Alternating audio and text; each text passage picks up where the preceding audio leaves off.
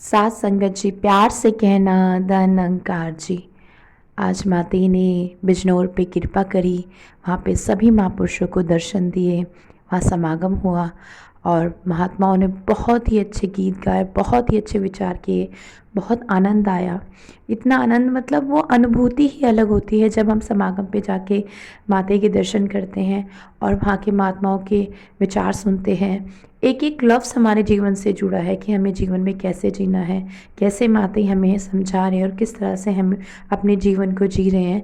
ये सब उसमें हमें लगता है कि हमें करना है, जो माता कह रही है वो हमें अपने जीवन में उतारना है। तो आज जो आगे दासी वीडियो अपलोड कर रही है वो बिजनौर में जो माता ने विचार किए हैं उसकी है। आप सभी महापुरुष सुनिएगा, आपको बहुत आनंद आएगा और वो हर एक एक बात माता की जीवन से जुड़ी है हमारे, कि कैसे अपने जीवन को हमें सरल बनाना है, कैसे जात पात से अलग होकर हमें जीवन जीना है। कोई हमारे लिए किसी की जात पात ऊंची नीची कुछ नहीं है, सब एक समान है। तो ये विचार महात्मा जी आप सब लोग सुनिएगा, पूरे विचार सुनिएगा, बहुत अच्छे हैं, बहुत आनंद आएगा। साथ संगत जी प्यार से कहना धन अंकार जी। साथ संगत जी प्यार से कहना धन अंकार जी। आज सत्संग के दौरान सभी ने पिछले कुछ घंटों में जो मनों के भाव जो भी बोले गए वो श्रवण भी किए, और ये बात, ये मैसेज हर किसी, चाहे वो भजन था, स्पीच थी, जो भी माध्यम था, बात और संदेश यही कि मनुष्य जीवन अनमोल है और जीते जी अपनी पहचान करनी है, क्योंकि ये शरीर ही हमारी सच्चाई नहीं है। ये आत्मा की तो असली पहचान परमात्मा है और जीते जी ही वो अवसर है जहाँ ये आत्मा और परमात्मा का मिलन संभव है ब्रह्म ज्ञान द्वारा। तो कैसे एक संतों ने जो शुरू से ही संदेश देते आए हैं, कोई भी धर्म ग्रंथ खोल लें, एक संतों ने हमेशा यही सिखाया है कि एक हर किसी मनुष्य में इस परमात्मा का ही एक रूप है। ये जब भी हम किसी के सामने जाएं तो वो मन का भाव ये ना हो कि ये कैसा है, या हमारे दिमाग से हमने कुछ श्रेणियां बना ली हैं कि ये ऊंचे हैं, ये नीचे हैं, कोई जाति पाति का भेदभाव इत्यादि किसी रूप में भी अगर भेदभाव कर रहा है मन, तो बात वही कि हर कोई इस परमात्मा की रचना है और हर कोई एक बराबर है, कोई ऊंचा नीचा नहीं। तो वही आत्मा जो हम में है वही सामने वाले में भी है, और उसी तरह इसका, परमात्मा का अगर हमने असली रूप में ये पूजा करनी है, भक्ति करनी है, तो मानवता से ऊंचा कोई धर्म नहीं है। हमें हर एक मनुष्य के लिए एक निस्वार्थ होके सेवा भाव मन में रखना है। हर किसी के लिए ये नफ्त का भाव, ये प्यार का भाव, ये एकता का भाव, हर किसी के लिए मन में करुणा, दया, सहनशीलता, विशालता इत्यादि जो भी मानवीय गुण हैं वो मन में खुद ब खुद आ जाते हैं जब ये परमात्मा मन में बसा रहता है। इस निराकार को याद करके हर समय उस एहसास में हर एक में इसी के दर्शन होते हैं। तो ये जो बात आज सत्संग में भी हर कोई संदेश दे रहे थे कि कैसे हम संसार में नाम तो अपनी आस्था अनुसार इस परमात्मा का जो वहाँ पे ही हमारा विश्वास है वैसा ले लेते हैं, पर असली भक्ति तो वही जब इस परमात्मा को देखकर इससे प्यार करके की जाए। वरना संसार में ये भक्ति तो भय से भी हो जाती है। ये भक्ति के पीछे छुपे हुए बहुत स्वार्थी मतलब भी होते हैं। अक्सर एक सौदेबाजी भी हो जाती है कि परमात्मा से कुछ मांगना है तो पहले परमात्मा का गुणगान करो, पर वाकई में ये भक्ति तो भक्ति नहीं है। असली भक्ति तो निस्वार्थ होके बिना एक अपनी इच्छा के सिर्फ परमात्मा से प्यार करके होती है, और वो भक्ति की शुरुआत ही इस परमात्मा को जान के, इस ब्रह्म ज्ञान को जान के। वरना तो एक बस अनुमान ही होता है कि हर कोई अपनी परिभाषा के अनुसार बोल देता है कि परमात्मा यहाँ है वहाँ है, पर ये असली परमात्मा की पहचान की जो हर कोई धर्म ग्रंथ बताता है कि ये पत्ते पत्ते में, डाली डाली में, कण कण के पूरे ब्रह्मांड के अंदर, हर किसी में, अंदर बाहर, तो वो एक पहचान जब मिल जाती है तो वाकई ही जीवन बहुत ही सहज, बहुत ही सरल हो जाता है। मन के अंदर से फिर सारी चतुर चालाकियां दूर हो जाती हैं। ये भय के कारण फिर भक्ति नहीं, मन में अन्य चीजों के लिए भी भय खत्म हो जाता है। स्वभाव भी मानवीय गुणों को एक अपने अंदर भर के एक युक्त उस तरह से पूरी तरह जब हो जाता है तो फिर एक मन से डर भी दूर है, स्वार्थ भी दूर है, अहंकार भी दूर है, अन्य और भी जो भी हानिकारक सोच है, नेगेटिविटीज हैं, वो सब भी फिर दूर होती चली जाती हैं। जितना ज़्यादा हम जीवन में भक्ति को एक अपना पहलू भक्ति भरा ज़्यादा मजबूत करते हैं, ज़्यादा स्ट्रॉन्ग करते हैं।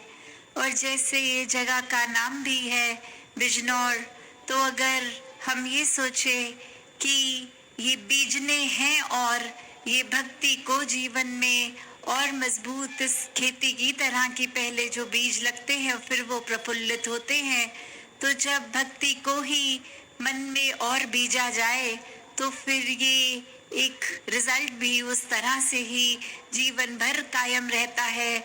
एक मन में फिर ये परमात्मा है तो भरम भुलेखे नहीं है। अक्सर हम हर किसी से नफरत करने के जो कारण बना लेते हैं वो कारण भी खुद ब खुद खत्म हो जाते हैं, क्योंकि फिर ये प्यार ही मन में टिकता है, ये परमात्मा ही टिकता है।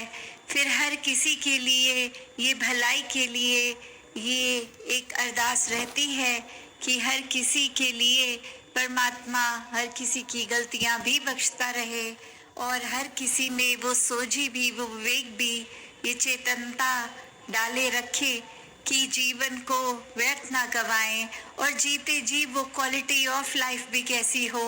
हमें किसी से कड़वा नहीं बोलना, एक मन में एक बुरे विचार किसी के प्रति नहीं लाने, एक आदर सत्कार का भरा हुआ पूरा जीवन हो और सारे ही अच्छे गुणों से युक्त हों।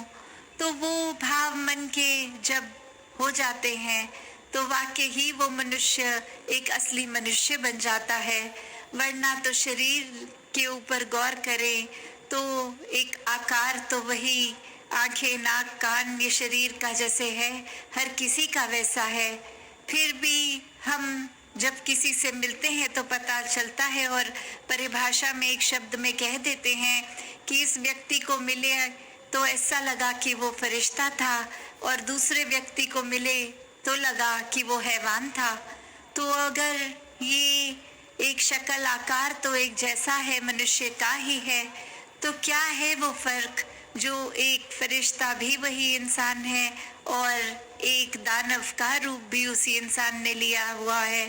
तो बात वही कि हम सिर्फ शरीर से ही मनुष्य ना बने, असली मनुष्य हैं तो वो एक गुणों से, जिस तरह कोई भी चीज का एक अपना गुण ही बता देता है वो क्या चीज है, कि अगर कोई असली फूल है उसमें खुशबू भी होगी, कोमलता भी पंखुड़ी में होगी, एक आकार किसी तरह का तो जैसा मर्जी अलग अलग हो जाता है, पर वो बेसिक गुण अलग नहीं। वो खुशबू का एक कोई भी किस्म का पेड़ हो, कोई भी फ्रूट का पेड़ हो, तो फ्रूट चाहे कितने भी अलग अलग लगे हों, पर वो बेसिक काम उस पेड़ का वही कि उसने ऑक्सीजन देना है, एक वातावरण साफ करना है, छाया देना है इत्यादि। तो बात वही कि एक असली मनुष्य के फिर गुण वही होंगे जिस वजह से हम मनुष्य बोलने के लिए एक हक रखेंगे, एक हकदार होंगे। तो अपने जीवन को जहाँ संतों ने जिस तरह सिखाया उस तरफ अगर वाकई ही जीना है तो ही एक वो मुबारक जीवन हो पाएगा। वरना सिर्फ कोई दिखावा मात्र के लिए नहीं, कोई जोर जबरदस्ती के लिए एक संतों का संग करना या सत्संग में आना या किसी और वजह से भक्ति को अपनाना कि जीवन में एक अगर हम भक्ति ना करें तो कुछ बुरा होगा या फिर किसी श्रेष्ठ चीज की प्राप्ति के लिए की जाए, तो ऐसा करना भी एक समझदारी नहीं है, क्योंकि ये परमात्मा तो अंदर बाहर सभी जानता है। वो एक बात कि हमारे अगर अंदर चतुर चालाकियां होंगी तो वो भी भाव इस परमात्मा से छुपे नहीं हैं, तो हम यहाँ एक मूर्ख किसको बनाना चाह रहे हैं। ये भक्ति सिर्फ हमारे ही फायदे के लिए है, वरना तो परमात्मा अपने आप में ही पूरा है। परमात्मा को तो जरूरत नहीं कि कोई गुणगान गाए, पर वो मन में परमात्मा को बसा के अगर स्वाभाविक रूप में ये गुणगान होता है तो इसमें फायदा हमारा ही है। तो यहाँ संसार में जीते जी वाक्य ही मरने से पहले जी लें और इस तरह जिएं कि फिर ये जीवन एक सुंदर जीवन बना रहे। फिर चाहे एक भाव हमारे जैसे हैं वही अपने और मजबूत करते जाएं, अपने ऊपर केंद्रित रख के, ना कि औरों के ऊपर ध्यान जाए कि हम तो इतने अच्छे हैं, हम तो हर किसी से प्यार से बोलते हैं और सामने वाला तो फिर अपनी वाणी में गाली गलौज भी कर रहा है, बहुत कठोर आवाज में बात कर रहा है। तो फिर वो केंद्रित रूप हमारा हम पे होगा, ना कि औरों पे। तो भक्ति का मार्ग तो एक ऐसा मार्ग है जो हर किसी की अपनी अलग जर्नी है, हर किसी ने किस तरह किस रूप में उसमें और मजबूत होना है। पर संतों ने हमेशा यही सिखाया है कि सत्संग, सेवा और सुमिरन ये अगर जीवन में है तो भक्ति मजबूत ही होती जाती है, क्योंकि सत्संग में हम संतों के महात्माओं के वचनों को सुनते हैं। उससे एक हमेशा जीवन को सही रास्ते पे रखने की सोची रहती है। ये कोई सिर्फ कान रस नहीं जो कान तक ही बात रहे, ये मन तक उतार के जीवन को बदलने वाली बातें हैं। ये सिर्फ कोई रूप नहीं उस तरह का, पर ये तो ब्रह्म ज्ञानियों से निकले ये ब्रह्म विचार हैं। तो इस तरह जीवन को जब संतों के साथ रहकर एक सुधारा जा सकता है और सुमिरन रूप भी मन से इस परमात्मा का जुड़ाव जो हम परिवार में भी रहकर एक साथ भी कर सकते हैं, अकेले भी कर सकते हैं। सिर्फ शब्दों तक नहीं रहकर हर समय का सिमरन हो सकता है। जब ये परमात्मा याद हो तो हर समय इसके अंदर ही चूर चूर रहें, और सेवा भाव भी फिर इस परमात्मा की ओर ही हमें ध्यान वापस लेके आएगा कि जब निस्वार्थ हो के पूरे मानवता के लिए समर्पित रूप होगा तो ही वो सेवा वाकई ही सेवा है, कोई मदद, कोई दिखावा नहीं। तो ऐसे अपने आप को हर समय हम सेवा में, सुमिरन में रख सकते हैं, और जब जब मौका लगे एक सत्संग रूप ये संतों का संग भी। तो दातार हर एक पे कृपा करे कि हर किसी की भक्ति मजबूत हो, हर कोई वाक्य में ही एक नेक इंसान बन के संसार पे ये वरदान रूपी रहें। एक मनुष्य हैं तो मनुष्य होने का प्रमाण उस तरह पूरी मानवता के कल्याण में रखकर युक्त होकर जी ऐसा ही जीवन जीते चले जाएं। सत संगत जी, धन्यवाद जी।